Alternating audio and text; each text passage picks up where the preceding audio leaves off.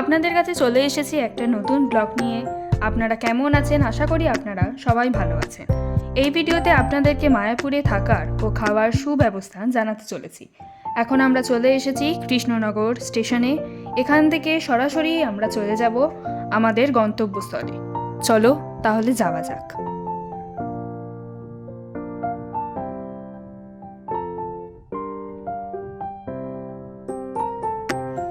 পৌঁছে গেছি আমরা মায়াপুর ইস্কন টেম্পেলের গদা ভবনে।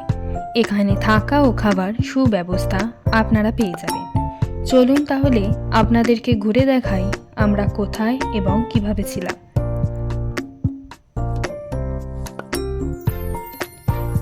প্রথমেই দেখতে পাচ্ছেন নানা রকমের গোপী ড্রেস, সব রকম দামেরই আছে, যা সুলভ মূল্যে কিনে নিয়ে যেতে পারবেন।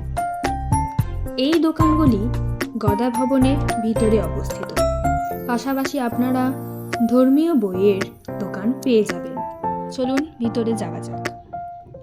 প্রথমে ভিতরে ঢুকেই বাঁদিকে পেয়ে যাবেন ব্রেকফাস্ট করার জন্য সব রকমের খাবার। তারপর সিঁড়ি দিয়ে উঠে ফার্স্ট ফ্লোরে গদা ভবনের রিসেপশন।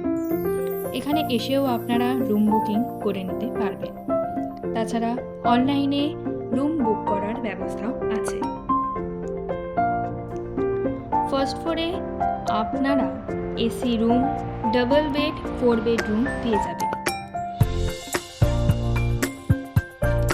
সেকেন্ড ও থার্ড ফ্লোরে non AC double bed, 4 bed রুমও পেয়ে যাবেন।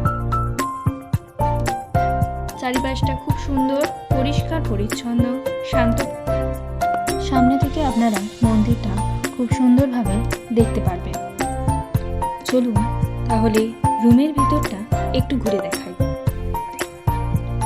এটি আমাদের 4 বেড নন এসি রুম, খুব পরিষ্কার পরিচ্ছন্ন।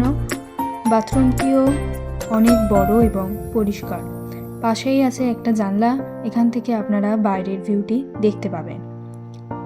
এই দেখুন আমাদের ছোট্ট গোপাল সোনা।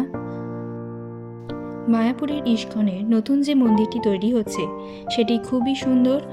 আমরা 2 দিন খুব ভগবানের নাম সংকীর্তন করলাম, খুব আনন্দ করলাম।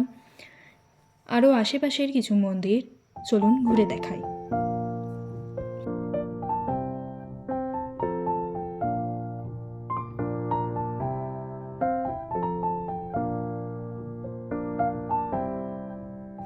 এখানে কিছু হরিণ আছে, কিছু মিষ্টি মিষ্টি খরগোশ আপনারা দেখতে পাবেন। তাহলে আমরা শেষ করছি আমাদের এই ব্লগটি। আপনারা আসুন, আশা করি আপনাদের অনেক ভালো লাগবে। আপনাদেরকে সব ডিটেলস ডেসক্রিপশনে আপনারা পেয়ে যাবেন। আবার দেখা হবে নতুন কোনো ব্লগ নিয়ে।